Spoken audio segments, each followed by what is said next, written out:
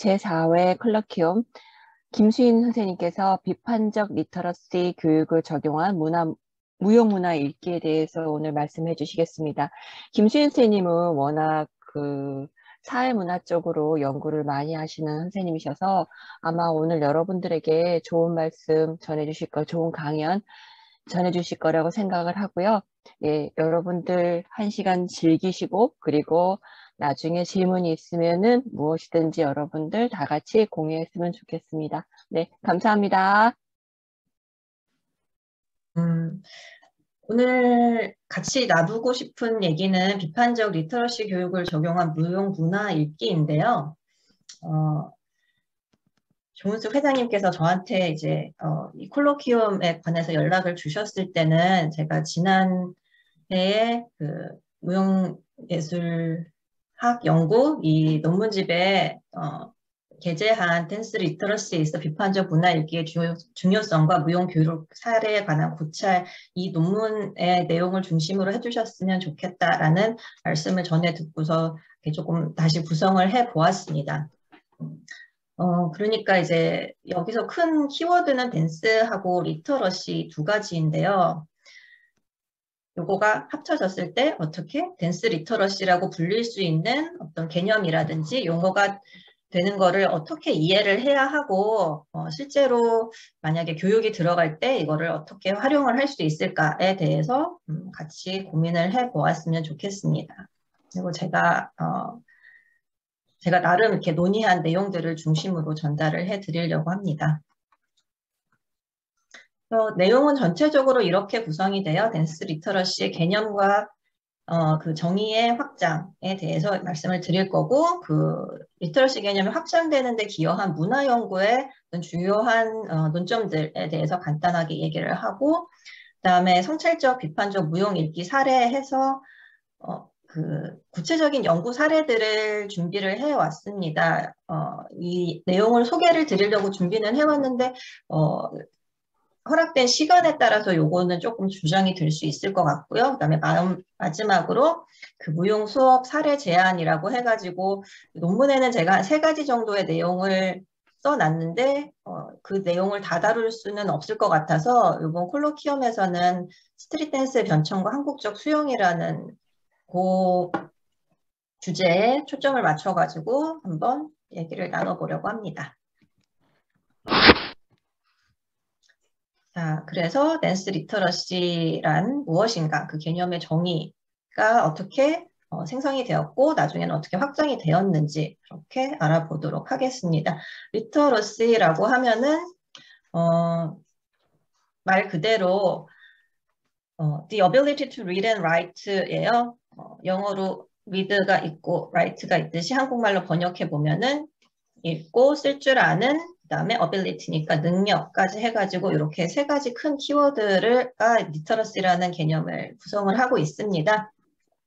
그리고 그 읽고 쓰기라는 거는 아무래도 언어의 문자 기호, 글자, 알파벳 혹은 한글 뭐 이런 문자 기호를 중심으로 하고 있고요. 한국말로 번역을 했을 때는 문해력 혹은 문식성이라고 번역을 하는데 요즘에는 말 그대로 읽어지는 대로 리터러시라고 많이들 쓰게 됩니다. 초반에 이 리터러시라는 개념 용어가 등장하게 된 것은, 본격적으로 사용하게 된 것은 19세기 한 산업사회에서 이 활자 인쇄물이 대량으로 유통되게 되는 그때부터로 치고 있습니다. 그리고 이때 또 대중교육이 막 활성화되면서 어떻게 이제 글을 읽을 수 있는 능력을 그 학생들에게 가르치느냐라는 것들이 굉장히 많은 화두로 떠올랐죠. 이전에는 굉장히 소수 엘리트 지식인들만 이 문자를 사용하고 읽을 수 있는 것이었는데 이 이후부터는 그 흐름이 확 바뀌게 되면서 리터러시에 대한 관심이 많이 일어났습니다. 말씀드렸듯이 19세기 산업사회를 그 많은 학자들이 기점으로 보고 있고 이때 활자된 인쇄물이 대중적으로 유통되는 그 현상과 함께 맞물려서 리터러시의 개념이 본격적으로 유통되었다 얘기를 하는데 이후로 오면서 이게 그냥 그 알파벳의 문제가 아니라 실제 사회 속에서 의사소통이 되는 것, 그러니까 커뮤니케이션의 문제로 그 관심의 초점이 옮겨지게 됩니다. 그래서 그 커뮤니케이션이라는 건 단순히 문자 안에서만 이루어지는 게 아니라는 지점들이 많이 지적이 되었던 것이죠. 그래서 다양한 매체를 통해서 유통되는 정보를 이해하고 의사소통을 하는 방향에 대해서 그 능력에 대해서 이야기가 하게 되는데 대체로 1980년 이래로 그거를 많은 학자들이 꼽고 있습니다. 그래서 그러면은 그냥 이게 리터러시라는 게 문자에 국한된 것이 아니라 다양한 문화 현상이라든지 그다음에 예술, 춤의 의미도 한번 읽어보자라는 그러한 태도가 등장할 수 있었던 것이죠. 무용에서도 리터러시를 이제 이야기하는 그러한 경향들이 있었는데 20세기 중후반을 보면은 그게 굉장히 어떤 무용 기보법에 초점을 맞추고 있습니다. 이때는 무용의 리터러시를 움직임의 리터러시로 이제 굉장히 중점을 둬서 움직임을 읽어내는, 그래서 움직임을 기호화해서 노테이션으로 쓰고 기보법으로 쓰고 그 기보법을 읽어가지고 다시 무용을 재현해내는 그런 움직임의 리터러시에 굉장히 많이 집중을 하였고요.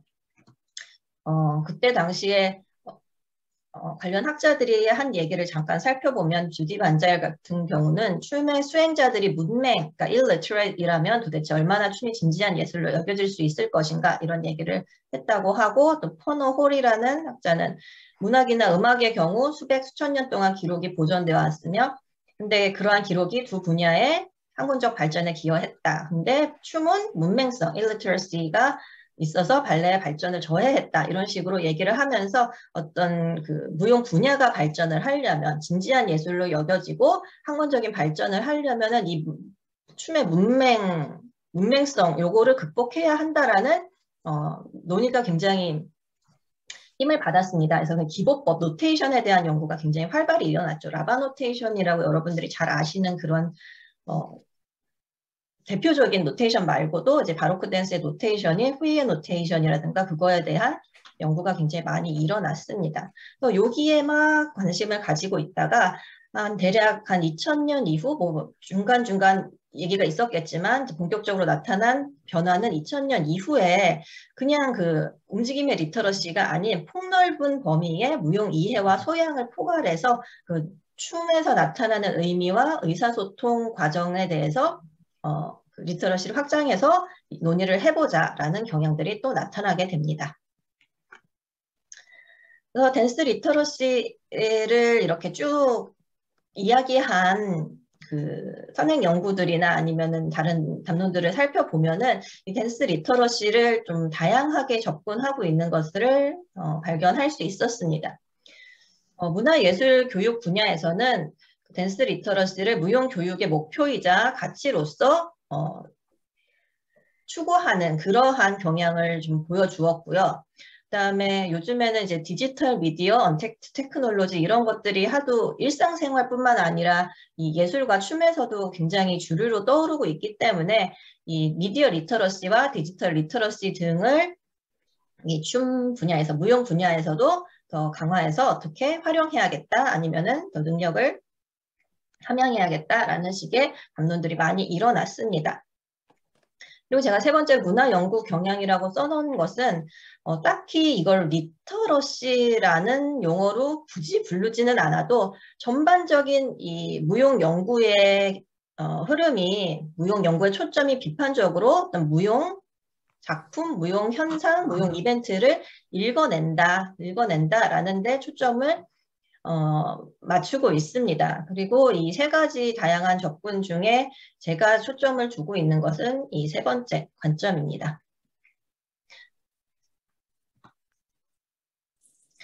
이 리터러시 개념이 확장하고, 일반적인 리터러시 개념이 확장하고 또 댄스 리터러시 개념이 확장하게 되는 그 이론적인 배경이 되는 것은 포스트 이론들, 많은 포스트자가 붙은 이론들이 있잖아요. 포스트 구조주의라든지 아니면 탈식민주의라든지 기타 등등의 그 많은 포스트 이론들이 이런 개념 확장의 배경이 되는데 그 이론들이 뭐 다양한 얘기를 하고 있기는 하지만 좀 공통적으로 보이는 것이 문화 현상을 텍스트로 바라보겠다라는 이런 관점을 견지하고 있다라는 것입니다. 나중에 좀 더 자세하게 얘기를 하겠지만 이거를 문화 현상을 텍스트로 바라본다는 관점 혹은 태도 때문에 발생할 수 있는 것이죠. 그전에는 그냥 문화 현상이라는 것은 주어진 것이고 그 의미라는 것은 단선적인 것이기 때문에 따로 그거를 읽어내는 어떤 노력이라든지 과정이 필요하지 않았는데 이거를 문화 현상을 텍스트로 바라본다는 관점을 이 포스트 이론들이 배경으로 깔아주었기 때문에 이제 댄스 리터러시 확장이라든지 이런 것들이 일어날 수 있었다고 저는 이해하고 있습니다. 그리고 그 포스트 이론들이 단지 그 점에서만 중요했던 게 아니라 전체적으로 강조하고 있는 게 컨텍스트 그리고 아이덴티티 그다음에 뭐 파워 릴레이션십 권력 기반이라든지 그다음에 다이버시티 문화적인 다양성들을 함께 그 포스트 이론들이 강조하고 있기 때문에 이제 문화 현상을 텍스트로 바라볼 수 있게 만드는 관점들이 나옵니다. 그래서 이 댄스와 리터러시를 묶어서 생각할 때 요 점들을 이제 이론적인 기반이 된 이러한 사상적 토대, 틀 이런 것들을 함께 이해하지 않으면 좀 곤란하겠다. 이런 것들을 함께 이해하는 게 더 도움이 되겠다라고 주장하고 있는 바입니다.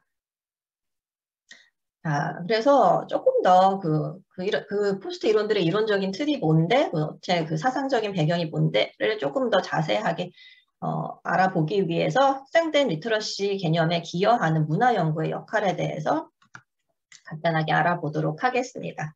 말씀드렸듯이 이 이론적인 기반이 있기 때문에 문화예술을 텍스트로 바라본다라는 그런 관점 혹은 태도가 가능하게 된 것인데요. 그럼 텍스트로 바라본다 했을 때 텍스트가 뭔 소리냐 하면은 결과물로서의 작품이 아닌 의미 생성이 일어나는 장소로서 문화예술 그리고 춤추기를 바라본다라는 것입니다. 여기서 중요한 거는 요 부분이죠. 의미 생성 과정. 의미 생성 과정이 일어나는 것이다. 그냥 주어진 것이 아니라 작품이 하나 딱 만들어졌으면은 그 작품의 의미가 결정된 것이 아니라 춤추기가 완결됐으면 춤추기의 의미가 결정된 것이 아니라 그거를 하고 있는 동안 계속 의미 생성 과정이 일어나고 그것을 바라보는 동안, 감상하는 동안 계속해서 의미 생성 과정이 일어난다라는 그런 얘기를, 그러니까 역동적인 장소이다라는 것을 더 강조를 하고 있습니다.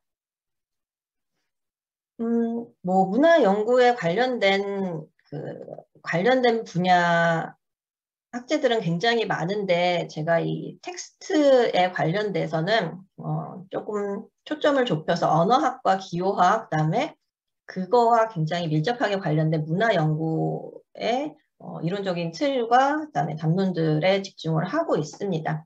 아무튼 그러한 어떤 일련의 연구를 통해서 기존에는 의사소통에 있어서 문자 그리고 기호의 구조 자체에 대한 지식에서 어떤 의미가 발생한다. 의미라는 것은 여기서 발생한다 라고 생각했다면 그 일련의 언어학, 기호학, 문화 연구에 의해서 그 모든 맥락에 대한 지식과 사회 문화 현상에 관한 지식으로 그 의미 생성 과정을 이해하려는 그러한 시도들이 계속 일어났고 거기에 대한 강조가 계속해서 일어났습니다. 그래서 언어학, 기호학, 문화연구에서 도대체 무슨 얘기를 했느냐 하면은 굉장히 방대한 내용이기는 한데 콜로키움과 논문의 주제에 초점을 맞춰가지고 제가 좀 간단히 슬라이드 한 장으로 요약을 해봤습니다. 이 의미와 관련된 그리고 텍스트와 관련된 문화연구 이론들의 어떤 논점들을 세 가지로 정리를 해봤는데요. 첫 번째는 이제 의미란 어떤 것인가? 의미는 구성되는 것이다. 의미는 주어진 것이 아니라 만들어지는 것이다. 라는 것을 이야기한 이제 여러 학자들의 기여를 이렇게 쭉 정리를 해놨고요. 그 다음에 의미가 주어진 게 아니라 만들어지는 것이라면 그것을 읽어내는 독해라는 것은 의미를 읽어내는 독해라는 것은 그냥 주어진 것을 발견하는 게 아니라 만들어낼 수 있는 것이기 때문에 굉장히 다양한 모습을, 다양한 결과물을 띌 수 있다라는 이야기를 한 또 일련의 학자들의 얘기를 쫙쫙쫙 해놨습니다. 그리고 그렇게 이제 만들어지는 의미, 그리고 그것을 읽어내는 다양한 가능성을 다양한 가능성에 영향을 미치는 것은 무엇이냐 하면은 이 힘의 파워의 문제가 항상 여기에 관계된다라고 하면서 바르트라든지 푸코라든지 알티세르의 얘기가 있습니다. 뭐 지금 여기 뭐 학자 이름이면 뭐 많이 써놨어요. 뭐 소시르가 뭐라 그랬다, 뭐 찰스 피어스가 뭐라 그랬다, 막 재현의 위기는 뭐고 텍스트로서의 문화, 뭐 이런 얘기들을 쭉 써놨는데 관심 있으신 분들은 제 논문을 이미 출판된 논문이기 때문에 찾아보시면은 자세한 내용들은 더 알 수 있을 것 같고, 아무튼 요 세 가지 의미가 만들어지는 것이다. 만들어지는 의미는 다양하게 읽어낼 수 있다. 그 다음에 그 다양하게 읽어내는 방법에는 어떤 파워의 문제가 관계된다라는 요 세 가지 를 제가 중점적으로 이 리터러시 개념 확장과 관련된 이야기로 이제 뽑아봤습니다. 그래서 결국 요 세 가지가 하고 싶은 말은 뭐냐 하면은, 그래서 리터러시란 읽기와 쓰기란 적극적으로 의미를 생산하는 행위이지, 아까 몇 번 말씀드렸듯이 주어진 의미를 그냥 발견해내는 게 아니다. 의미를 생산해내는 행위고, 이 의미를 생산하는 거는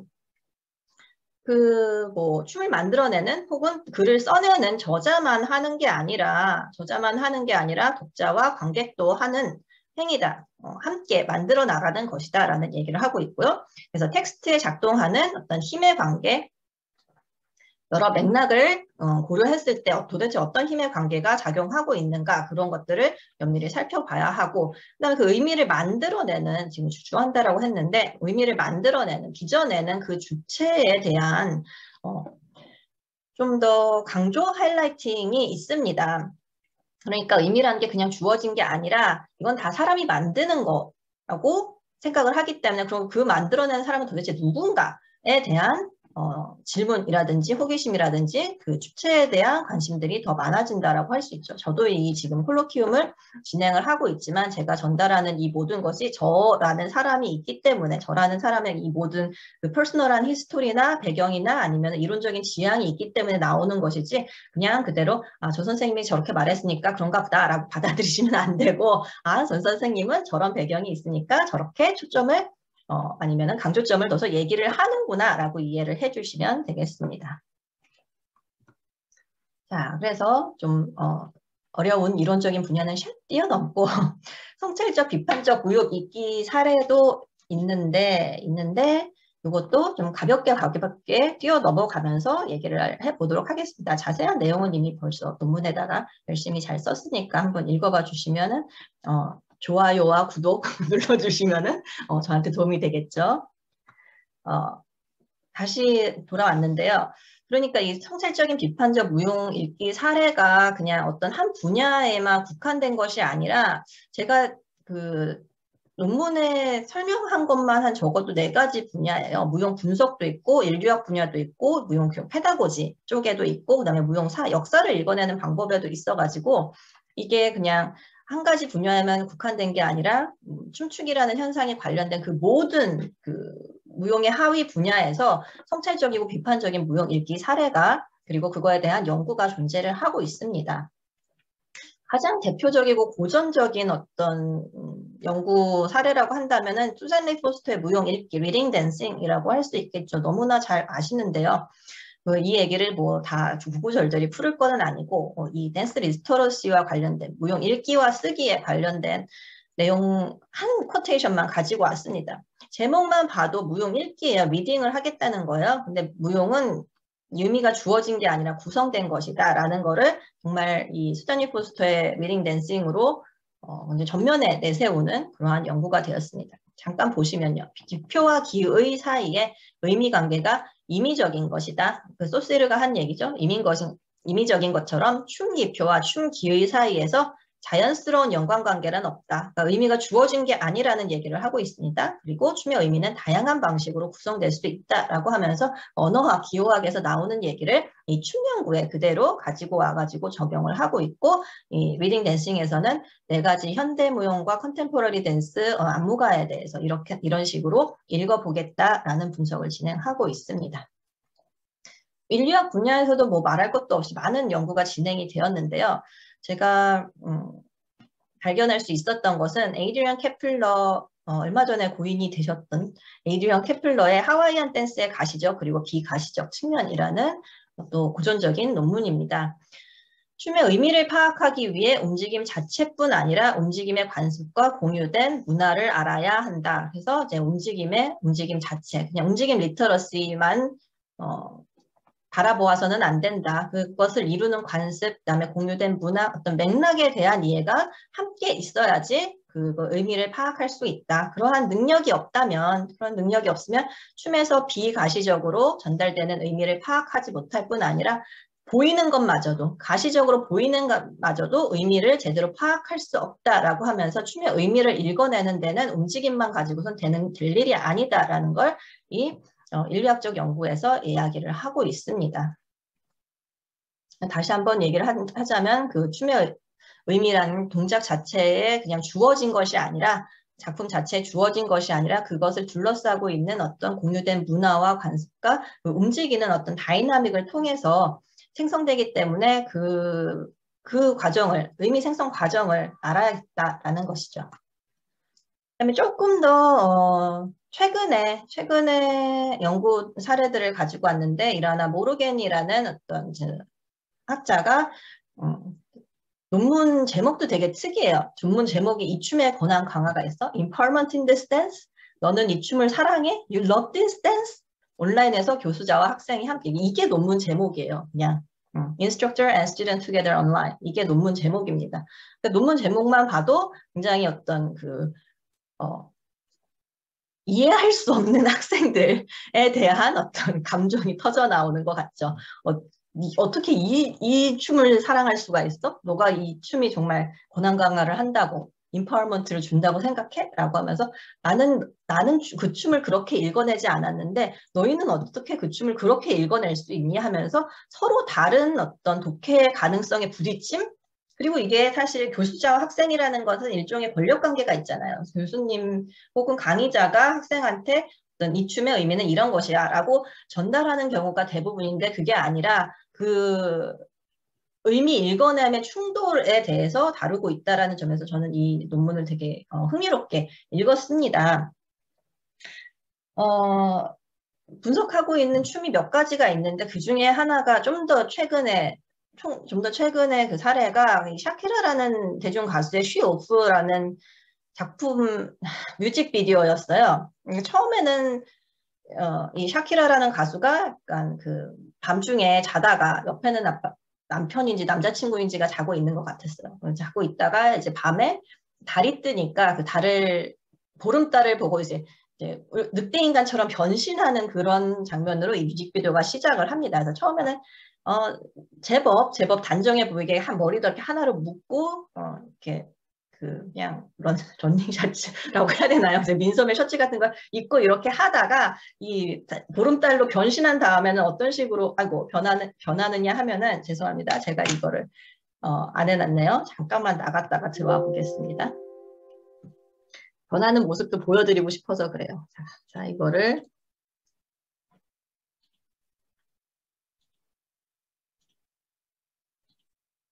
네.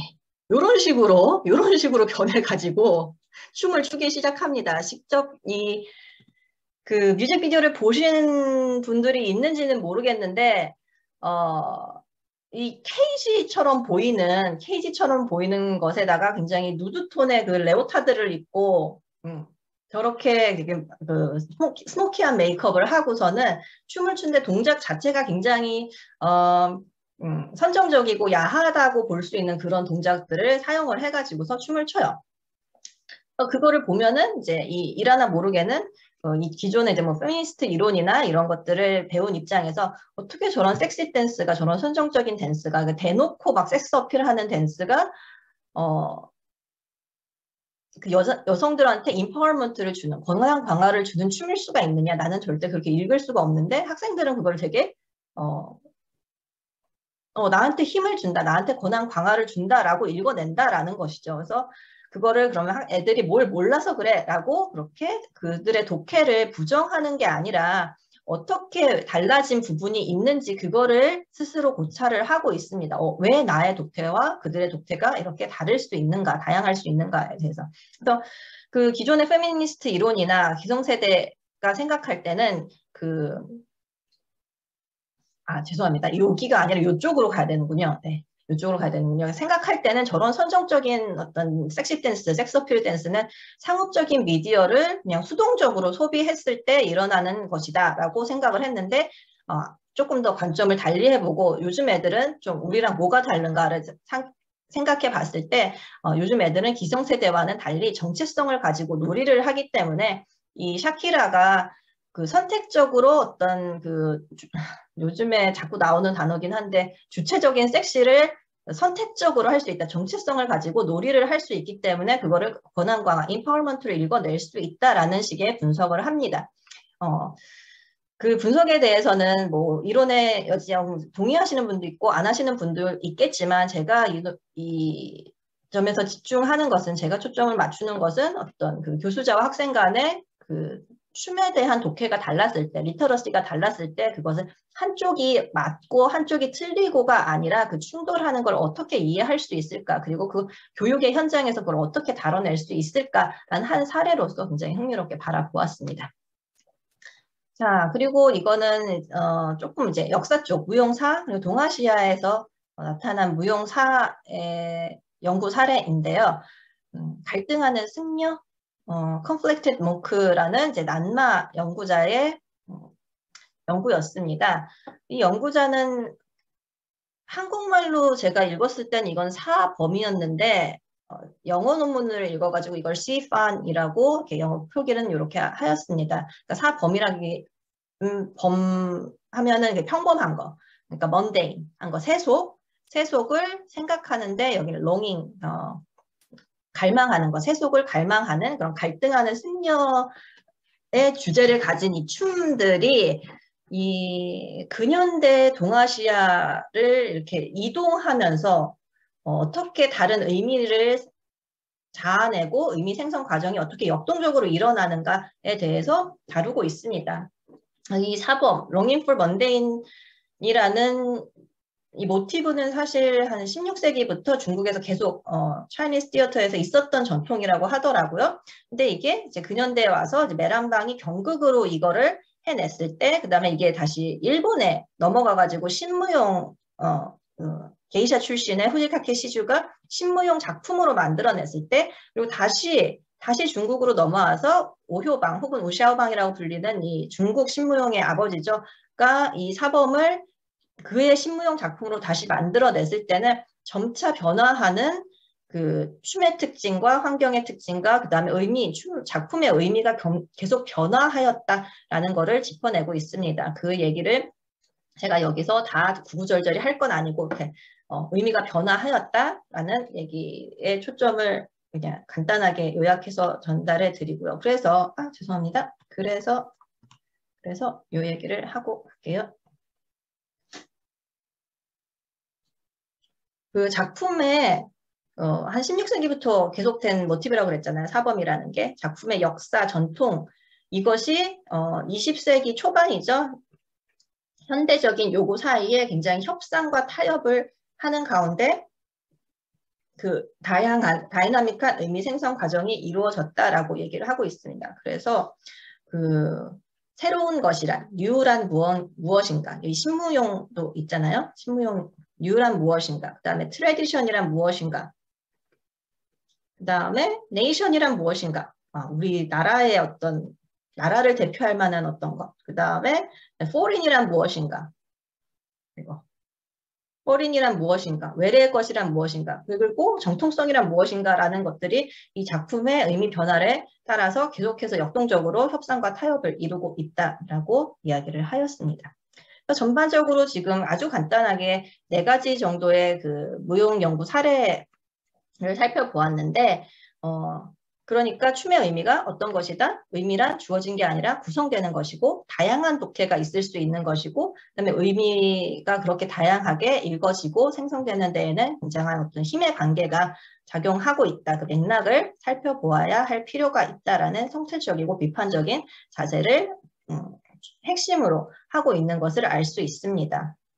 그래서 댄스 리터러시, 댄스와 리터러시를 결합한 이런 무용 읽기, 무용 쓰기에서는 비판적이고 성찰적인 태도가 그냥 주변적인 것이나 하위적인 것이 아니라 계속 핵심에 있어야 한다라고 저도 함께 동의하는 바입니다.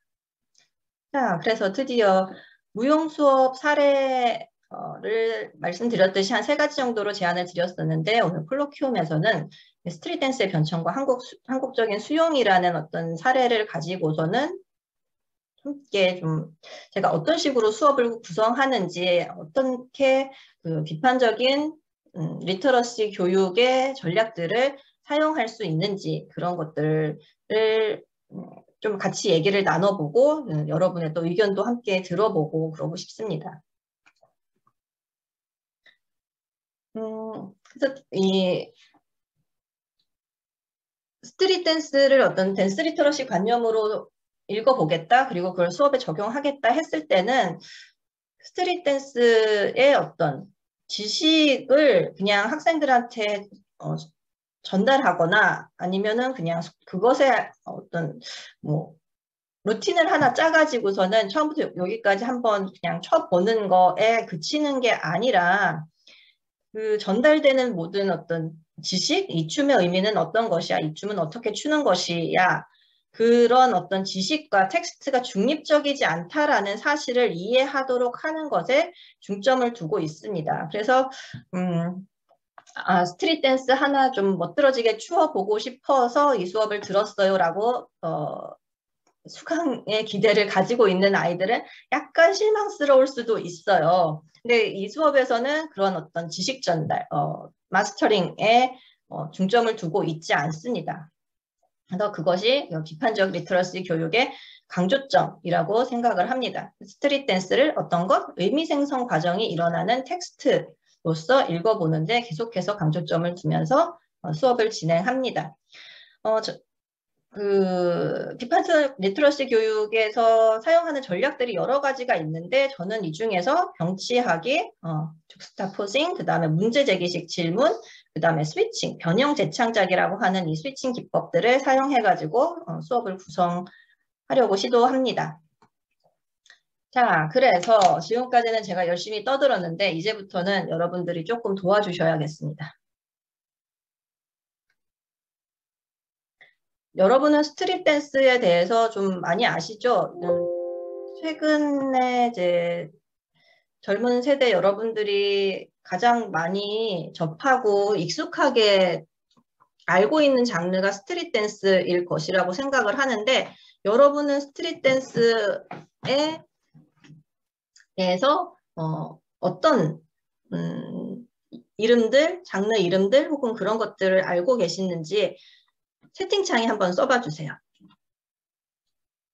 관련해서 스트릿 댄스에 관련해서 들어본 이름들이 있으면은 장르 이름들이나 아니면은 그 카테고리 이름들이나 이름들, 스트릿 댄스 이름들이 있으면 채팅창을 켜가지고 조금 써봐 주세요.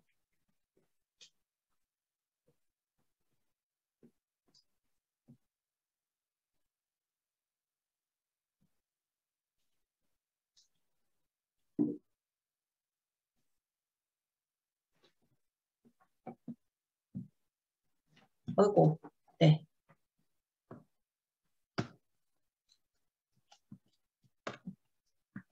힙합도 있고요. 브레이킹도 있고요. 요거는 지금 색깔이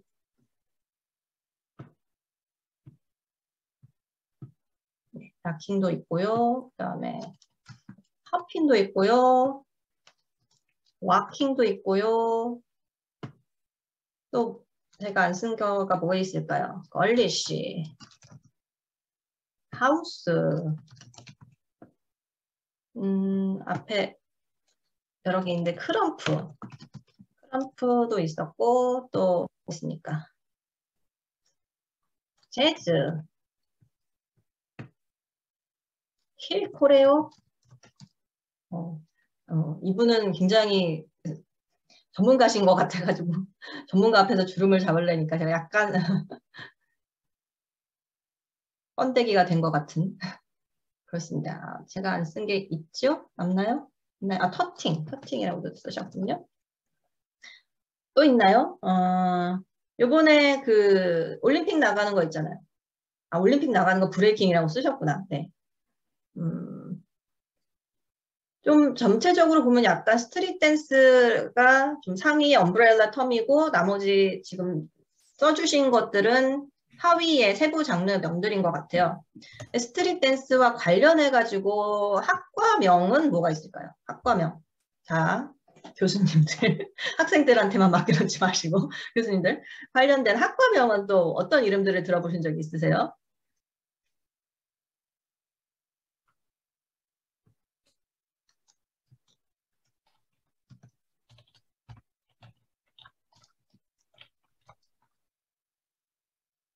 그게 힐 코레오랑 비슷한 것 같아요. 하이즈랑 쓰신 거.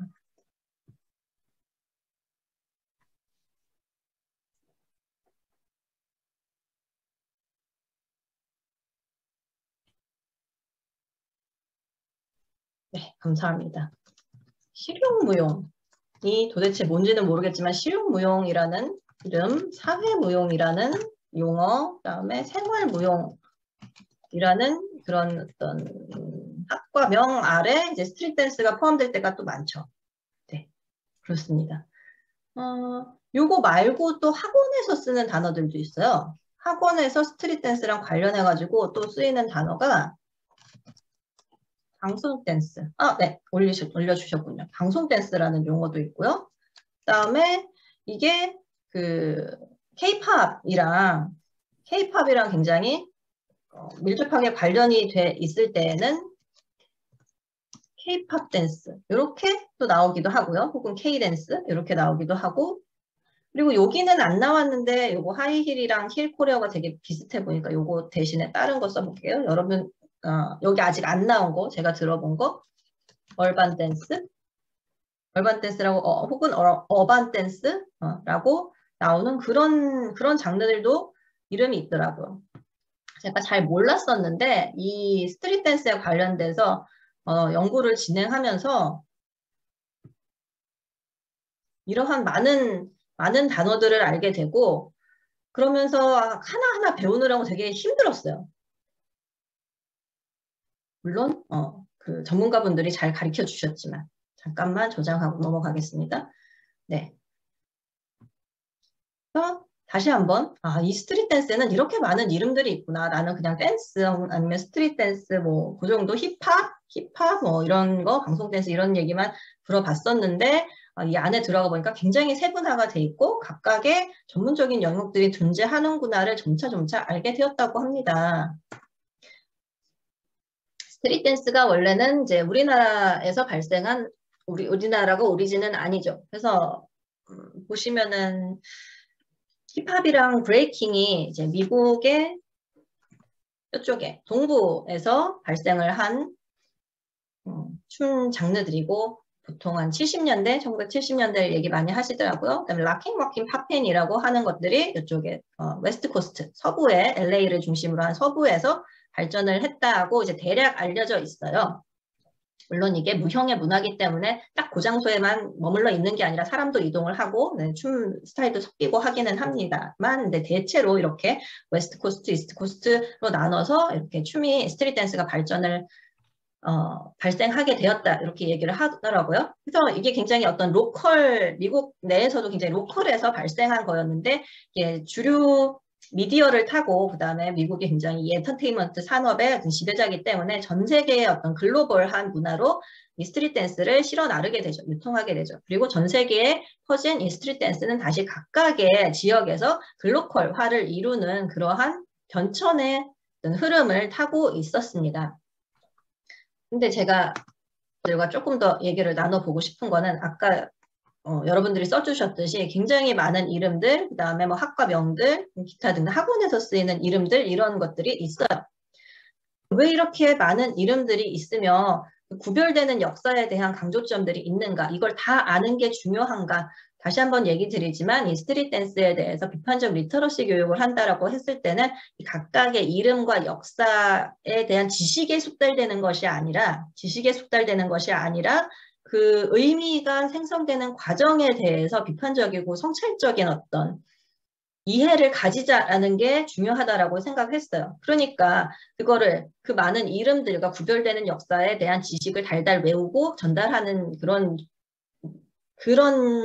교육 방법에 강조점을 두는 게 아니라 그걸 다 아는 게 정말 중요한가 한 번 더 생각해보는, 성찰해보는 그러한 그 기회랑 지문들을 던집니다. 그 다음에 굉장히 답정너처럼 선생님이 중요하지 이렇게 한 번 더 외쳐주어요. 중요하다는 건 내가 외치는 게 아니라 전반적으로 우리 사회에서 그런 것들이 굉장히 강조되고 있다라는 현상들을 굉장히 자주 목격을 하기 때문입니다. 제가 연구를 진행할 때에도 계속 그랬었고 최근에라고 할 수 있나요? 지난해 말부터 해가지고서는 굉장히 유행을 탔던 수우파, 스트릿 우먼 파이터 맞죠? 스트릿 우먼 파이터 수우파라는 그 방송 프로그램에서도 스트릿 댄스를 다뤘는데 거기에서 이제 유명해진 어떤 댄서가 이제 예능 방송에 나와서 이제 스트릿 댄스에 대해서 설명을 하고 했다가 그 설명이 막 틀렸다면서 엄청나게 그 폭격을 맞았어요. 스트릿 댄스를 잘 아는 그 전공생이라든지 아니면 그 전문가들 분들한테 굉장히 폭격을 맞았어요. 그래서 막 100여 명의 댄서들이 이 모니카라는 댄서가 예능에 나와가지고 팝핀은 뭐야, 락킹은 뭐야, 이렇게 하우스는 뭐야라고 하면서 일반 대중한테 스트릿 댄스를 설명을 했는데 그 설명이 많이 틀렸다라고 하면서 100여 명의 댄서들이 문제를 제기를 했어요. 그거를 이제 정리해 놓은 거를 제가 인터넷에서 퍼왔는데 팝핀 여기 자막에 팝핀에서 니은이라고 썼다고 이거 그게 아니고 팝핀이다라고 이은이라고 써야 한다 뭐 이런 그 명칭의 정확성에 대한 거, 그다음에 뭐 하우스 댄스라는 장르가 뭐 일렉트로닉 음악의 베이스가 아니고 뭐 띵띵띵 띵띵띵 본질은 어쩌고 락킹은 어쩌고 락킹은 100년 된 게 아니라 50년 된 거 그 구체적인 역사에 대해서 정확한 어떤 지식 같은 것들이 문제가 된다. 뭐 누가 춘 춤은 뭐가 아니라 어떤 장르가 아니라 어떤 장르고 크럼프는 어떤 장르고라고 하면서 기타 등등 이제 문제들을 막 제기를 했단 말이에요. 그러면은 다시 한번 얘기했듯이 중요한 거예요. 누구한테? 이 문제를 제기한 사람들과 이 많은 스트릿씬에 있는 사람들은 이걸 굉장히 중요하게 생각하는 거예요. 뭘? 그 많은 명칭들을 제대로 아는 것, 명칭들을 제대로 쓰는 것, 그다음에 그 구별된 역사들을 제대로 아는 것, 그 정확한 지식을 아는 것을 굉장히 중요하다라고 생각을 하고 있습니다. 그 다음에 여기 또 퍼온 거 보시면 또 다른 댄서는 주력 장르가 아닌 댄서는 타 장르에 대해서 함부로 언급하지 말라고 하면서 굉장히 그 장르 간의 선을 쫙 그어버려요. 타 장르. 이게 여기에서만 나타나는 게 아니라 제가 연구한 그 인터뷰한 그 많은 스트릿 댄서 분들도 그랬고 그 다음에 이 이후에 나타난 또 다른 댄스 예능 방송이라고 할 수 있는 브레이킹 댄스를 가지고 그 쇼다운인가요? 그 브레이킹 댄스를 가지고 또 배틀 서바이벌을 하는 예능이 있었는데 거기서도 3명의 심사위원 중 1명의 심사위원이 브레이킹이 아닌 힙합 장르에서 온 심사위원을 데리고 오면서 그분이 계속해서 조심스러워가지고 제가 타 장르인데 제가 타 장르 분한테 제가 전문가가 아닌데 이 장르의 전문가가 아닌데라고 하면서 계속 그 장르의 선을 긋는 발언을 하면서 굉장히 조심스러워하는 그런 모습들을 관찰을 할 수가 있었습니다. 아무튼 그게 그래서 이 씬에서는 그게 굉장히 중요하구나. 난 스트릿 댄스의 내부자가 아니었으니까 몰랐는데 이건 되게 중요하구나 라는 거를 알게 되었어요. 이러한 논란에서 알 수 있는 것은 오늘날 스댄씬에서 장르를 명확히 구분하고 명칭과 역사를 정확히 아는 것에 대한 중요성이 급격히 증가했다라는 어떤 현상을 파악할 수가 있었습니다. 그 다음에 또 질문을 던지는 거죠. 그러니까 중요성이 급격히 증가했으니까 우리는 그거에 대한 지식을 숙달해야 된다는 이제 전공 영역 분들이 하실 거고 이거를 이제 비판적 리터러시 교육에서 해야 할 것은 그게 왜 중요한가? 그 중요하다라는 게 도대체 어떠한 다양한 의미 생성 과정을 거쳐서 만들어지는 건가? 의미가 구성된다라고 했잖아요. 의미는 구성적인 특성이 있고, 근데 다양한 독해의 가능성이 있다라고 했어요. 그게 도대체 어떻게 이루어지는가를 이해시키도록 노력하는 거죠. 과연 학생들이 다 이해를 할지는 모르겠지만, 예, 교육의 초점은 그쪽으로 가지고 가고 있습니다. 자, 그래서 세부 장르명이 그렇게 중요한가를 다시 한번 저한테 깨우치게 해주셨던 어떤 현장이 있어서, 그리고 마침 그 현장에 대한 그 비디오 포스트가 있어가지고 함께 쉐어를 하고 보려고 합니다. 저희 시간이 별로 많이 있지는 않지만 함께 보도록 하겠습니다. 지금 들어주시는 여러분들은요, 이 영상을 계속 보시면서 뭘 봤는지 채팅창에 그냥 쫙쫙쫙쫙 올려주시면 좋겠어요. 도대체 뭐가 보이세요? 라고 얘기를 하면은 되게 포괄적이어서 뭘 봐야 될지 모를 수도 있는데, 일단 환경도 보시고요. 비주얼도 보시고, 음악도 청각적인 것도 보시고, 그다음에 구성 인원도 한번 좀 보시고, 의상도 보시고, 그다음에 이제 우리는 춤을 전공하는 사람들이니까 움직임 특성은 어떤가? 이런 것도 좀 보시면서 채팅창에 올려주시면 감사하겠습니다. 자, 그래서 보십시다. 가지고 온 이벤트는 뭐냐 하면요. 여기 써있듯이 록스테디 파티라고 하는 락킹 장르의 배틀 페스티벌이에요. 배틀 페스티벌이고, 그러니까 다시 한번 얘기를 하자면은 이 락킹을 전공으로 하는 사람들이 와가지고 배틀을 하는데, 거기에 하나의 이벤트로 좀 이제 흥미를 더해줄 수 있는 이벤트로 뭘 하냐 하면은, 락킹 전공하는 사람들이 자기 전공 분야가 아닌 다른 전공 분야 춤을 추는 거예요. 그러면서 각각의 세부 장르들을 캐리커처 하듯이 표현을 하기 때문에 굉장히 그 안에서 세부 장르를 이 사람들이 어떻게 인식을 하고 있는지 그걸 볼 수가 있어가지고 이 장면을 좀 가지고 와 봤습니다. 함께 보시겠습니다. 또 보시면서 그 말씀드렸듯이 세부 장르들이 캐리커처식으로 표현이 되는데, 여러분은 얼마나 많은 그 세부 장르들을 포착할 수 있었는지, 파악할 수 있는지도 채팅창에 한번 써주시면 좋겠습니다. 많은 참여 부탁드립니다.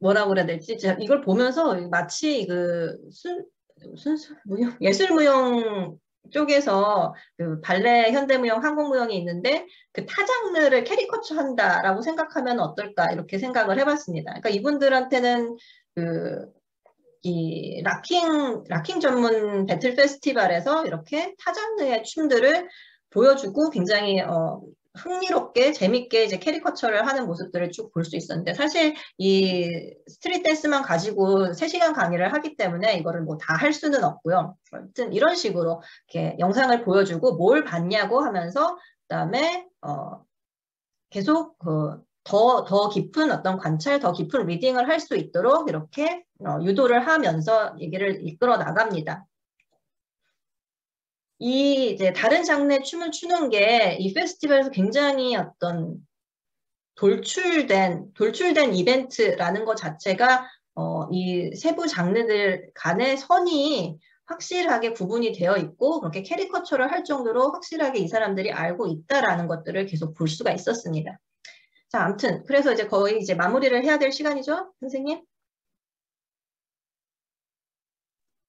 네, 선생님. 근데 여유 있게 말씀해 주셔도 괜찮아요. 예. 아, 진짜요? 마무리 편안하게 하셔도 됩니다. 예, 예. 네네.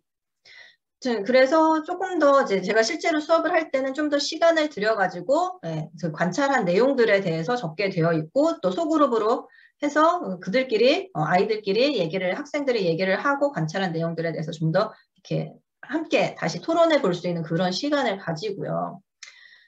그렇게 얘기를 한 다음에 이게 그 세부 장르의 명칭 강화, 이게 스트릿 장르의 어떤 전체 역사를 통틀어서 항상 있었던 게 아니라 최근에 나타난 굉장히 독특한 현상이다. 독특한 어떤 텍스트로서 바라볼 수 있는 그런 현상이다라는 얘기를 하기 위해서 쭉 짚어요. 스트릿 댄스의 변천, 미국의 초기 1970년대 브롱스에서 나타났을 때부터 해가지고서는 관련 영상 자료를 보여주고 또 이거에 대해서 도대체 그 환경에 대해서는 뭘 봤니? 특징적으로 본 게 뭐니? 그 다음에 움직임 특성은 어떤지 그런 것들을 읽고 또 쓰게 하는 그러한 액티비티를 계속해서 가집니다. 그 다음에 여기는 이제 그랬고 그 다음에 이게 미국 80년대로 넘어오는 70년대 이렇게 좀 그 배틀 문화, 스트릿 문화가 막 붐을 일으키면서 이게 대중매체로 흡수가 되게 되죠. 그래서 영화, B급 영화에서도 유명한 댄서들을 데리고 오기도 하고 여기 지금 여기 갖다 놓은 거는 플래시 댄스라고 해서 뭐 선생님들은 고인물들이신 선생님들은 플래시 댄스 한 번씩 들어보셨을 텐데 네. 고인물이라고 하니까 굉장히 좋아하시네요. 네. 플래시 댄스를 들어보셨을 텐데 그 여주인공이 추는 춤만 생각하는데 그게 아니라 오프닝에 이 브레이킹 댄스 씬이 있어요. 그래서 이 스트릿 댄스 씬 분들은 그걸 굉장히 또 굉장히 분수령이 되는 지점이라고 얘기를 하더라고요. 전 세계로 이 브레이킹 댄스 씬이 퍼질 수 있었던 그런 계기다. 이렇게 얘기를 하면서 이것도 한번 보여주고 그 다음에 또 마이클 잭슨 빠질 수 없죠. 이게 대중매체 로 들어오면서 이제 스트릿 씬에 있는 사람들만 하는 게 아니라 주류 방송에 이제 팝을 하는 사람들이 팝송 가수들이 싱어들이 이걸 아티스트들이 이걸 하잖아요. 그러니까 마이클 잭슨의 비릿 같은 이제 뮤직비디오를 보여주면서 이게 스트릿 댄스 전문하는 사람이랑 이제 방송 댄스로 왔을 때 이게 또 어떻게 달라지는지 강조점이 어떻게 다른지 이런 것들을 관찰하도록 하고 있고 그 다음에 이게 또 이제 그래도 마이클 잭슨은 이제 흑인 댄서라고 할 수 있는, 예, 아프로 아메리칸 아티스트라고 할 수 있는데, 이거를, 제가 중학교 때쯤 됐을까요? 우리 최애 오빠들인 뉴키즈 언 더 블럭 오빠들이 이제 그거를 하기 시작하죠. 이걸 90년대에 넘어오면은 백인화되는 이제 문화 전유가 일어납니다. 이렇게 왔을 때 어떤 그 강조점은 뭔지, 또, 노래나 가사 아니면 춤의 포인트가 어떻게 달라졌는지 그거를 받아들이는 주요 소비자층은 어떻게 백인 소녀들이 됐는지 그런 얘기들을 또 하고 있습니다. 그때는 굉장히 좋아하면서 우리 최애 오빠들을 봤는데 다시 30년이 지나서 다시 보니까 굉장히 어색하더라고요. 오빠들은 그때 왜 그랬을까라는 생각을 하면서 보았습니다. 자, 그 90년대쯤 되면 이게 한국에도 들어오게 되죠. 댄스 가수들의 유행과 함께 힙합의 토착화가 이루어지게 됩니다. 여기다가는 제가 현진영의 흐린 기억 속의 그대만 가지고 왔는데 그 힙합에서 특징적으로 보이는 마운스 움직임을 이제 오프닝에서 많이 보여주고 있고 외에도 그 뒤 이어서 왔던 한국의 이 엔터판을 가요 엔터판을 굉장히 뒤집어 놓았던 이제 서태지와 아이들 오빠들이 있죠. 그래서 서태지와 아이들 그 씬도 보여주고 그렇게 얘기를 합니다. 그 다음에 이 스트릿 댄스 장르에서 굉장히 중요하게 생각하는 것. 자기네들은 죄송합니다. 자기네들이라고 그러면 안 되죠. 그분들은 이전에 2000년 전에 그 방송 댄스를 하던 그 댄서들과 본질적으로 다르다라고 얘기를 하게 되는 변화들이 요때 일어나게 됩니다. 어디 갔습니까? 1999년 월드 힙합 페스티벌하고 2000년대부터 시작된 스트릿 잼이라는 그 이벤트를 통해서 뭐가 일어나냐 하면은 해외에 오리지널 댄서들이 들어와가지고 직접 함께 춤을 추고 배틀을 하고 그다음에 워크숍을 하고 그들한테 직접 배울 수 있는 그런 일들이 벌어집니다. 시간이 가득하기는 하지만 요것만 하나 보고 넘어가겠습니다.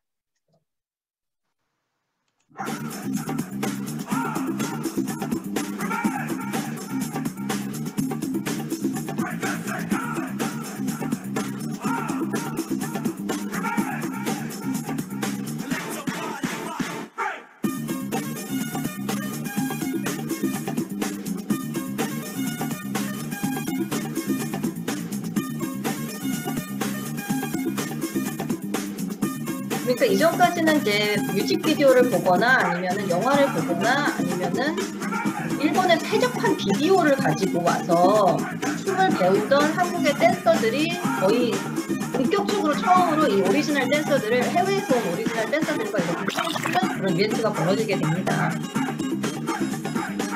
그래서 요즘에 전문적으로 댄스를 하시는 분들은 그전에는 몰랐죠. 방송 댄스에서는 몰랐죠. 무식했죠. 그래서 모르니까 잘못된 용어를 썼고 아무도 모르는 거죠. 이런 식으로 표현을 하시면서 이전과 자신들의 이 전문성이 확보된 시기는 굉장히 다르다. 한국의 스트릿 댄스가 시작된 역사적 시점에 대해서는 굉장히 의견을 달리합니다. 그것이 누가 맞다고 얘기하는 거는 제가 자격도 되지 않고 저의 강의의 초점도 되지 않습니다. 하지만 그분들한테는 굉장히 중요한 거죠. 넘어가겠습니다.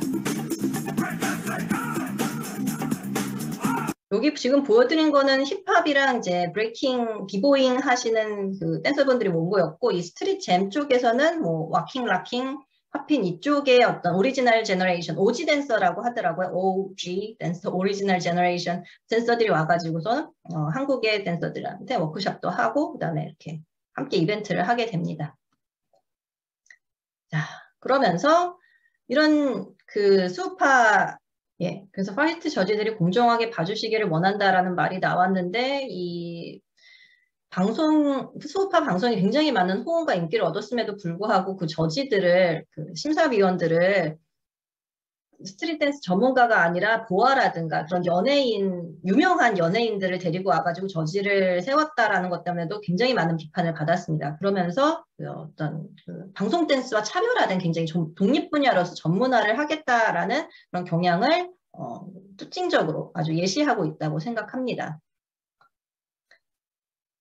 거기다가 더불어 한국에서 스트릿 댄스가 굉장히 인기를 끌고 이제 수준이 높아지고 아까 교수님들 굉장히 춤을 잘 추시네요 하면서 이제 춤추는 그 스킬이나 마스터링 같은 것도 굉장히 수준이 높아지고 하다 보니까 국제대회에 나가서 상을 많이 탔죠. 그 부분은 뭐 이미 몇십 년 된, 제가 생각하기에도 한 2000년대부터 그렇게 했던 것 같으니까 20년은 넘은 현상인 것 같습니다. 자, 국제대회에서 막 상을 타고 그러니까 이것이 이제 K와 결합하기 시작하는 것도 많이 보이기 시작했습니다. 국제대회와 국제행사에서 어떤 차별적인 경쟁력의 요소로서 한국의 전통문화를 사용하는 그런 사례들이 일어났어요. 그리고 그러니까 전통적인 요소, 뭐 비주얼이라든지 의상이라든지 음악이라든지 그것과 스트릿 댄스를 결합한 팀이 국제대회에서 막 1등을 하고 2등을 하다가 1등을 하고 그러니까 그것이 이제 평창 동계올림픽 개막식에 참가한 저스트 절크라는 팀입니다. 음악이 굉장히 지금 작군요. 나오기는 나오는데 잘 안 보이는군요. 마디락이라는 세계 대회에서 이 비슷한 빨간색 반짝이는 의상을 입고 공연을 했었고 이게 이제 세계 대회에서 1등을 하자 문체부에 포스팅이 올라와요. 이 팀은 이렇고 이제 한국의 전통문화와 한국의 고유성을 잘 보여주고 있는 스트릿 댄스 팀이고 이제 세계적으로 명성을 얻었으니까 평창 동계올림픽에 공연을 했으면 좋겠다. 문체부 사이트에 포스팅이 올라옵니다. 그리고서 실제로 이렇게 한국을 대표하는 도깨비라는 이미지화를 통해서 스트릿 댄스가 한국을 대표하는 어떤 댄스 이미지로 이렇게 비춰지게 되죠.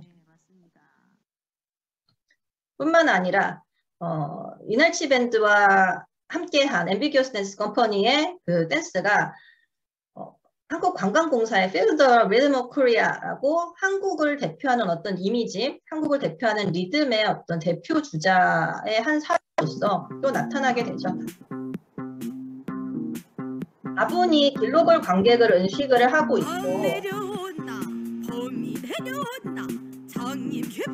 물론 이 앰비기어스 댄스 컴퍼니가 이날치의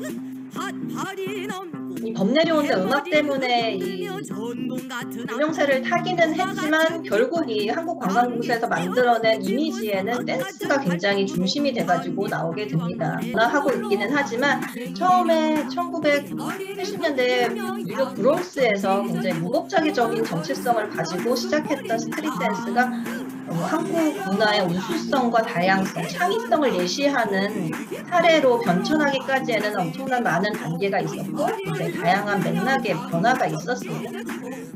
그 가운데 스트릿 댄스의 의미는 수도 없이 많이 변화를 했다고 생각을 하고요.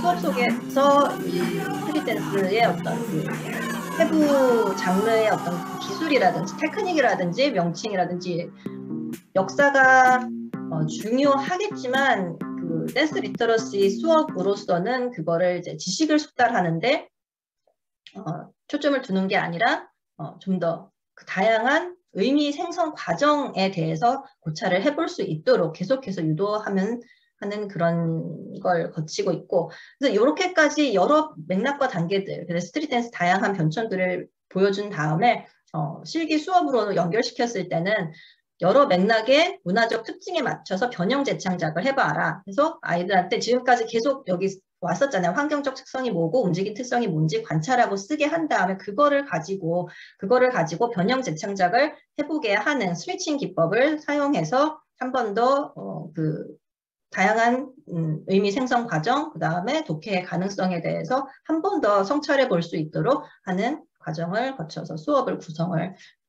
하고 있습니다. 네. 여기까지입니다. 약간 시간이 넘은 것 같은데 제가 준비한 것은 여기까지 했습니다. 혹시 질문이나 코멘트가 있으면 받고 싶습니다. 그리고 또 학생들 여러분들이 얘기를 해주셔도 좋고요. 아니면은 이제 그 수업을 어떻게 하면은 더 효과적으로 할 수 있겠다라고 제안을 해주실 선생님들도 말씀을 해주시면 감사하겠습니다.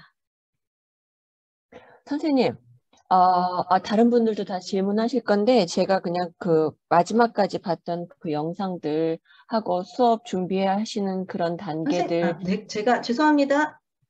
제가 스피커를 낮춰놔가지고 못 들었어요. 다시 한 번만 말씀해 주세요. 네, 지금 발표 잘 해주셨고, 그리고 다양한 영상과 그리고 수업을 준비하셨던 것들, 이런 것들을 보면서 스스로의 반성과 함께 저의 그리고 선생님의 그 수업을 보면서 느꼈던 것들 중에 하나가 우선 이게 대상이 누구예요? 대상은 대학생입니다. 대학생이고 대학생, 예. 그리고 전공을 그러니까 막론해서 특정 네. 전공이 아닌 무용 전공이요? 아니, 교양 수업으로도 하고 전공생으로도 하는데 그때는 조금씩 약간 변형을 주기는 합니다. 전공생을 위해서 수업을 할 때랑 교양을 위해서 할 때랑은 조금씩 들립니다.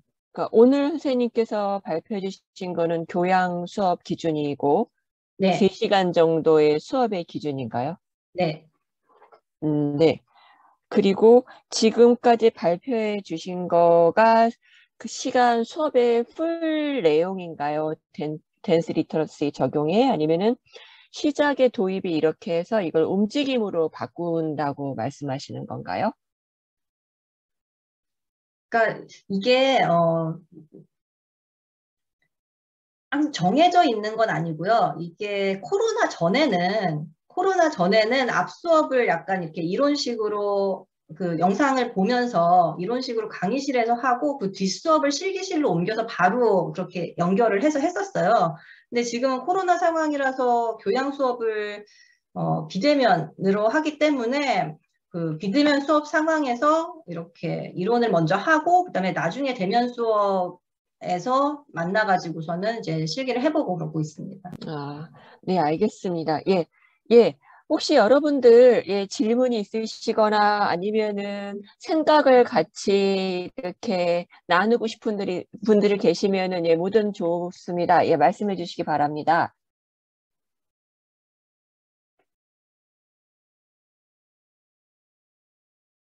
여보세요? 선생님, 뭐 경험이나 여기 특히 이 단어를 제가 여기 써놨어요. 예. 선생님께서 발표해 주시는 그런 영상들을 보면서 어쩌면 저 영상들을 저는 다 알고 있을까 라면서 제가 고인물이 되고 있다는 걸 다시 한번 느끼면서 그러면 이 다양한 영상 자료들을 기반으로 많이 알고 계실 젊은 선생님들은 어떻게 이 수업을 보셨는지 그리고 이렇게 댄스 리터러시라는 그 용어와 함께 적용하고 있는 이런 수업 방식 이런 거에 대해서 어떻게 생각하고 계시는지 말씀을 해주시면 어떨까 싶은데요.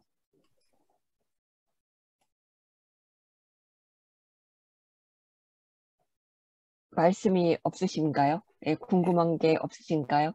경험 나누고 싶은 분들 없으신가요? 그러면은 제가 예, 사회자가 자꾸 이렇게 말을 하면 안 되는데요.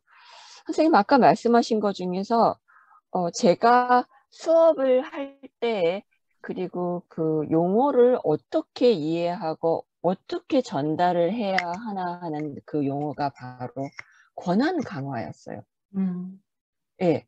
그래서 아까 그 이라나 모르겐이 얘기해줬던 empowerment in this dance라고 얘기할 때 이 권한 강화를 우리가 어떻게 이용하고 그리고 어떻게 학생들한테 이게 잘 스며들 수 있게끔 얘기를 할 수 있을까요?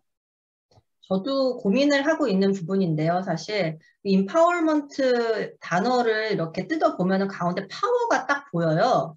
임파워먼트 해가지고 가운데 파워가 보이니까 일단 그게 그러니까 권한이라고 하면 이게 무슨 말인가 약간 헷갈릴 수가 있는데 파워라고 그러면 조금 더 이해가 쉬운 것 같더라고요. 나한테 힘을 주다? 나한테 힘을 주는 것이라고 조금 쉽게 풀어서 설명을 할 수 있을 것 같고 근데 도대체 그 힘을 주는 게 뭐냐 했을 때는 굉장히 다양하게 해석이 될 수 있어가지고 구체적인 사례와 함께 얘기를 해야 될 것 같아요. 사실 선생님 지적해 주신 그 부분에 있어서 그 선정적인 댄스, 제 표현이 조금 조악하더라도 양해 바랍니다. 섹시 댄스, 섹스 어필을 하는 댄스, 그것이 정말 여성한테 권한 강화를 주나 힘을 주는 건가? 그러니까 뭔가 여성의 주체성이 늘어나는 건가? 주체적인 힘이 늘어나는 건가? 라고 했을 때 학생들의 반응은 좀 다양하기는 했어요. 다양해서 한 반절 정도는 그렇다. 여성도 성에 대해서 얘기를 하고 성적인 표현을 하는 것이 오히려 그 주체성, 힘이 강화되는 것이다. 이렇게 이야기하는 아이들도 있었고, 그게 아니라 굉장히 상업적인 어떤 소비의 도구로서 휘둘리는 것이기 때문에 힘을 주는 게 아니라 오히려 힘을 뺏기는 것이다. 라고 얘기를 하는 반틈의 학생들이 있어가지고, 그런 좀 구체적인 어떤 토론을 통해서 임파워먼트를 이해하게 되면 어떨까 싶습니다. 네, 감사합니다. 예. 예. 무슨 말씀을 하시는지는 알겠는데, 그거를 내가 수업 시간에 적용을 할 때 어떻게 해야 될까라는 그런 저 스스로의 질문이 생기더라고요. 예. 네. 그래서, 예, 좋은 사실 말씀 임파워먼트라든지 그런 비슷한 단어들이 이제 외국에서 온 단어를 우리나라식으로 번역한 거잖아요. 네. 우리나라식으로 표현한 거기 때문에 딱 완와 닿을 수 있고 사실 제 개인적인 경험으로도 그냥 권한 강화만 봤을 때는 이게 무슨 말인가 싶었거든요. 그래서 선생님의 고민은 저도 충분히 동감하고 고민을 공유하면서 노력하고 있습니다. 네, 제가 혹시, 스트릿 네. 댄스 수업을 해봤을 때 약간 힘들었던 점은 좀 편차가 크다라는 거였어요. 요즘에는 아이들이 스트릿 댄스를 뭐 너무 잘하는 애들도 많고, 사실 조금 전에 이제 이름 써봐 주세요 했을 때 좌자자작 나오시는 분도 있고, 그렇잖아요. 그럼 그 정도로 뭐 아주 세분화된 것들까지 너무 잘하시는 분들이 있고, 그분들한테 그 변형 재창작을 해봐라고 했을 때 나오는 결과물과 그다음에 스트릿 댄스를 그냥 TV에서 방송 댄스 정도만 봤다가 이제 실기실에 와가지고서 해봐라 했을 때 그 굉장히 당황스럽고 어떻게 해야 할지 모르는 아이들을 두고서는 그래서 어떻게든 뭔가 기본 재료라도 주려고 기본 스텝을 일단 먼저 기본 스텝을 주고 그걸 가지고 변형 재창작을 해봐라고 하거든요. 그러면은 그것도 힘들어서 못하는 애가 있는가 하면 그것도 이제 간단한 정말 투스텝, 투스텝, 원스텝 해가지고 한 바퀴 턴, 거기까지만 하는 것도 힘들어서 못하는 애가 있는가 하면은 어떤 다른 학생은 저는 스트릿 댄스에 굉장히 기대를 많이 가지고 왔는데 되게 아쉬워요. 이렇게 반응을 하는 학생들도 있어서 그 편차가 참 난감할 때가 많았습니다. 자, 고인물 선생님들은 이럴 때 어떻게 하십니까? 아, 저에게 지혜를 저는 나눠주세요. 무엇보다도 김 선생님이 오늘 발표해 주신 이 수업 내용을 교육대학교에서 학생들을 지도하고 계시는 이정은 교수님이나 서영 교수님께서는 어떻게 보시고 어떻게 평가하셨는지 예, 궁금합니다. 한마디씩 좀 해주시면 어떨까요? 저한테 도움을 주세요, 선생님. 지혜를 나눠주세요. 저부터 예, 도움을 드리는 게 아니라 도움을 많이 받았습니다. 네, 좀 아까 이제 편차 말씀하셨는데 진짜 편차가 많이 있어요. 그래서 학생들하고 이제 우리는 대중문화 속의 춤 이래가지고 그러니까 교양 과목으로 이렇게 연결하는 과목이 있는데 그 안에서 이제 그 편차를 조금 이렇게 상쇄하고자 다양한 그 영화나 이런 다른 장르들을 조금 더 차용을 해요. 그래서 이제 학생들이 그 영화를 통해서 조금 더 각각의 그 춤의 장르들을 더 깊이 이해할 수 있게, 그리고 편하게 이해할 수 있게. 그래서 미리 이제 필름 러닝 자기들이 이제 먼저 보고 오는 그런 수업들로 이제 진행을 하는 경우가 있고요. 그리고 이제 무엇보다 오늘 김신우 선생님이 이렇게 수업하시는 그런 이제 사례 내지는 방법론을 이렇게 보여주셔가지고 굉장히 도움이 됐는데, 중간중간에 이제 학생들하고 이렇게 피드백하면서 사실 우리가 이제 진짜 리터러시라고 하는 것들은 학생들하고 그러니까 정해진 어떤 지식을 불어 넣는 것 플러스 더 중요한 것은 그 새로운 지식이나 아니면 각각 가지고 있는 여러 가지 이데올로기라던가 숨겨진 그 뒷배경의 이야기들, 이런 것들을 이렇게 끄집어내는 과정이라고 보거든요. 그래서 아까 말씀하셨다시피 과정이 중요하고 그 과정 자체가 어쩌면 리터러시에서 가장 중요한 핵심이다. 이렇게 이제 초반에 말씀을 하셔가지고 그 부분에 적극적으로 동감을 하고요. 그래서 이제 오늘 해주신 그 방법론이 굉장히 좋다. 학생들의 그 생각들 끄집어낼 수 있는 거, 그 다음에 지식들을 공유할 수 있는 거, 이런 패턴이 참 좋다라고 생각을 했어요. 저 도움이 많이 됐습니다. 감사합니다. 감사합니다. 그 채팅창에 쓰는 거를 많이 해봤는데 요즘 아이들은 이제 마이크 켜고 대답하는 것보다 채팅창에 쓰라고 그러면 훨씬 더 참여를 많이 하더라고요. 그래서 이게 줌 수업에서 효과적이기는 한데 대면 수업으로 다시 가져갔을 때는 또 교수님 앞에서 입을 닫고 있는 그 상황을 어떻게 다시 한번 다시 어떻게 전략을 짤 것인가도 또 고민이 되더라고요. 그럴 수 있겠네요. 예. 예, 서영 교수님. 네, 저도 김수인 선생님 잘 들었고요. 저는 굉장히 흥미로웠거든요. 주제도 흥미로웠고, 그리고 보여주신 영상이나 방법론들이 저한테도 도움이 많이 됐어요. 그래서 자극도 많이 받았고요. 제가 도움을 드릴 건 없고, 저는 개인적으로, 김수인 선생님이 지금 이제 앞으로, 그러니까 이거와 관련된 아니면 또 다른 그 김수인 선생님만의 어떤 쪽의 연구를 계속 하고 싶으신지, 그게 또 궁금해지네요. 수우파를 열심히 애청한 사람으로서 좀 그 스트릿 댄스에서 보여지는 어떤 몸, 코포리얼리티, 신체성, 그거에 요즘에는 관심을 가지고 있어요. 왜냐하면은 길게 얘기해도 되나요? 왜냐하면은 그 중간에 잠깐 나왔던 얘기가 주체적 섹시라는 얘기가 나왔었는데 그 다른 예능에서 퀸덤이라는 방송에서 그 여자 아이돌 연예인들이 뭐 이런저런 이제 춤을 변형해서 보여줬을 때, 그 섹스어필하는 댄스가 주체적 섹시냐 아니냐, 뭐 그걸 가지고 인터넷에서 굉장히 또 갑론을박이 있었거든요. 근데 이 수우파에서는 댄스 장르에 따라서 굉장히 제가 보기에는, 제 눈에는, 그 유교걸인 제 눈에 보기에는 굉장히 막 너무 선정적으로 보이는, 정말 가랑이를 카메라에다 들이대고서 막 흔들어대는 그런 댄스를 하는데도 댓글창 그런 얘기가 하나도 없어요. 뭐 트월킹 정도가 아니에요. 트월킹 정도가 아니야, 그거는. 트월킹 정도가 아니라 정말, 예, 다리를 쩍 벌려가지고 막 흔들어대는 그런 거를 하는데도 뭐 주체적 섹시니 아니면은 저게 뭐 선정적이니 아니니 그런 얘기가 하나도 없어요. 그래서 도대체 왜 그런 차이가 나나가 좀 궁금해서, 예, 그쪽으로 좀 생각을 해볼까 하고 있습니다. 네. 네. 이해. 다른 분도, 예. 예, 스님, 네. 반갑습니다. 예, 강의 너무 잘 들었습니다.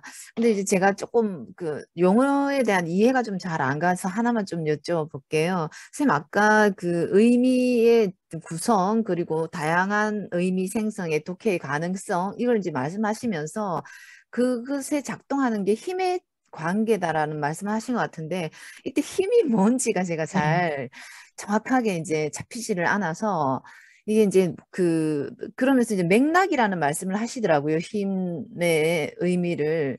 근데 이 맥락이라는 게 내부적인 것도 있고 외부적인 것도 있고 이렇는데, 여기서 선생님이 말씀하시는 그 힘은 어떤 것일까요?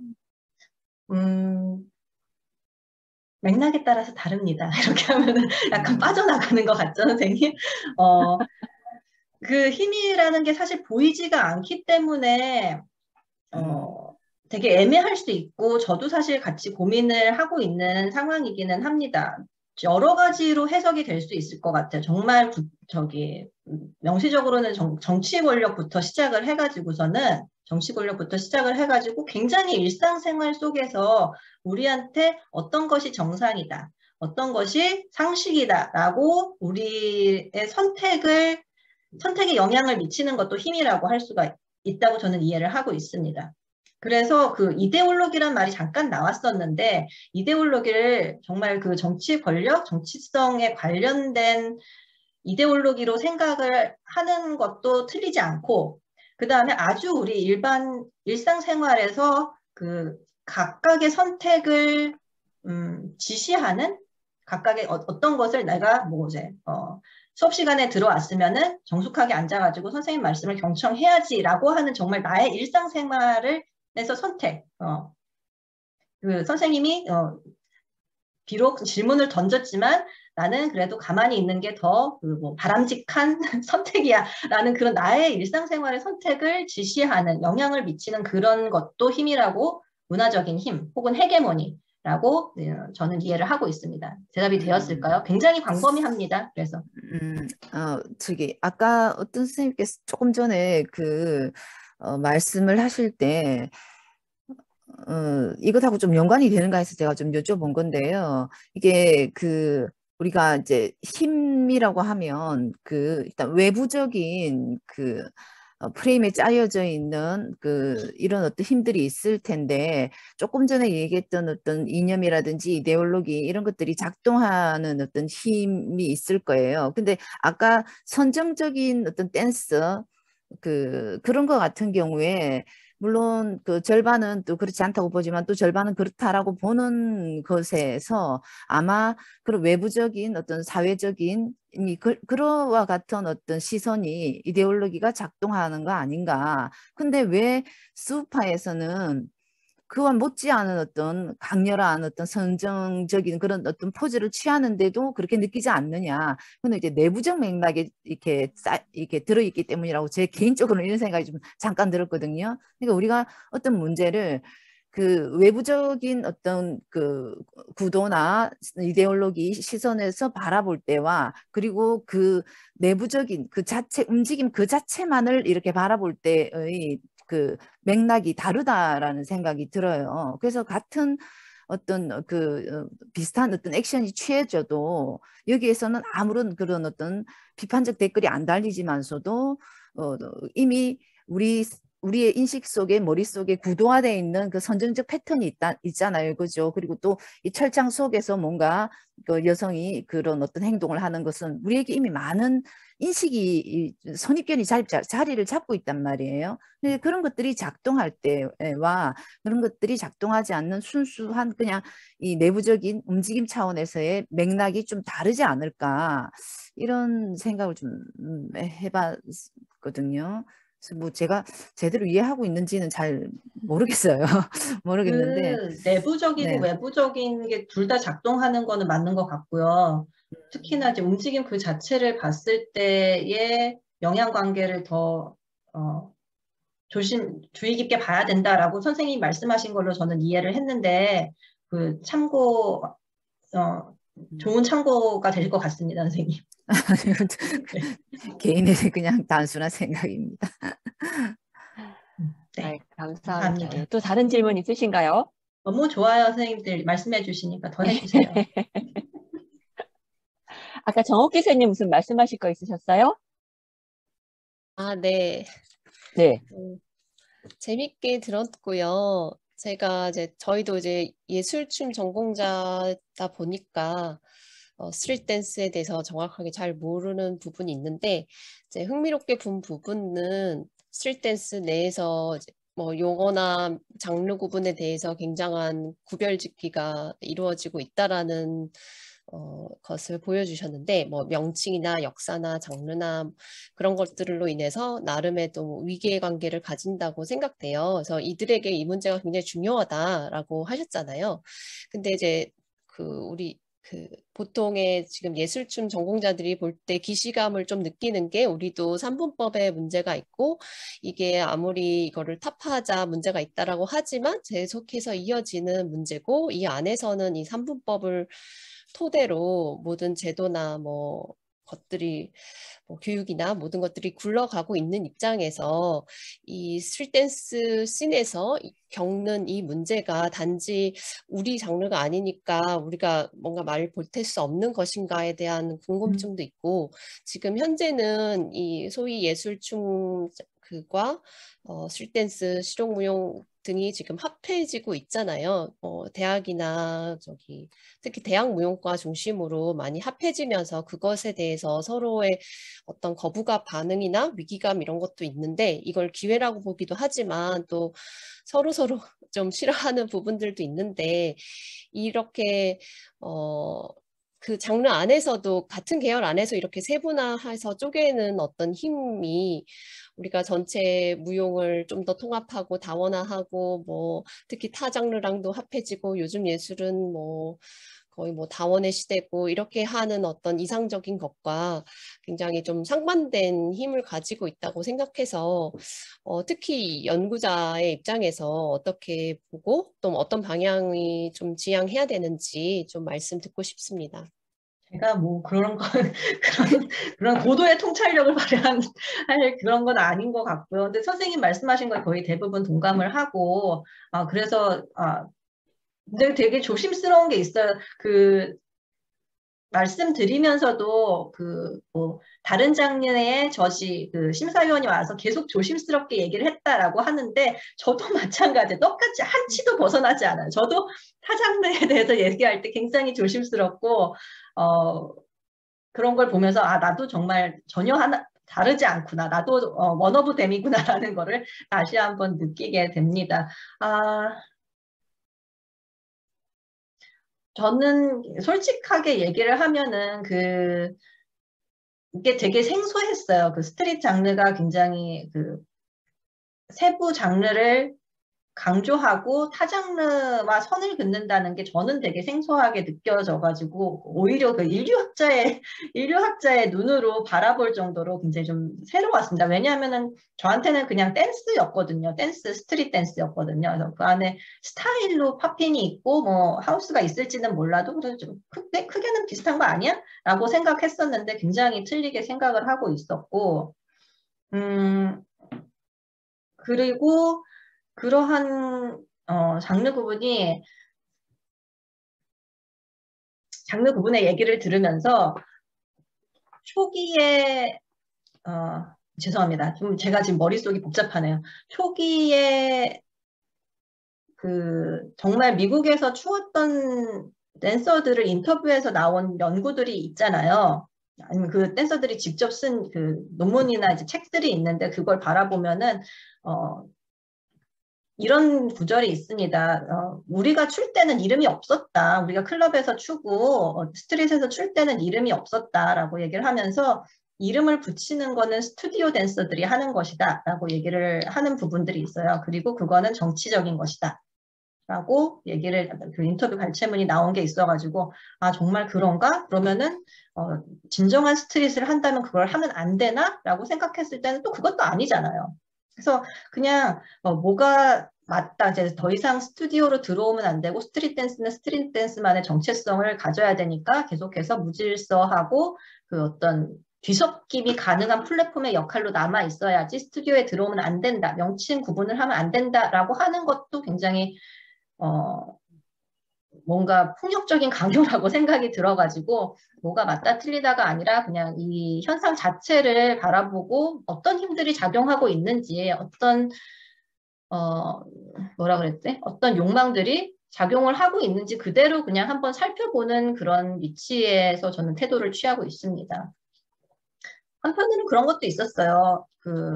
사실 스트릿 댄스가 이렇게 힘을 가지게 된 게 그런 어떤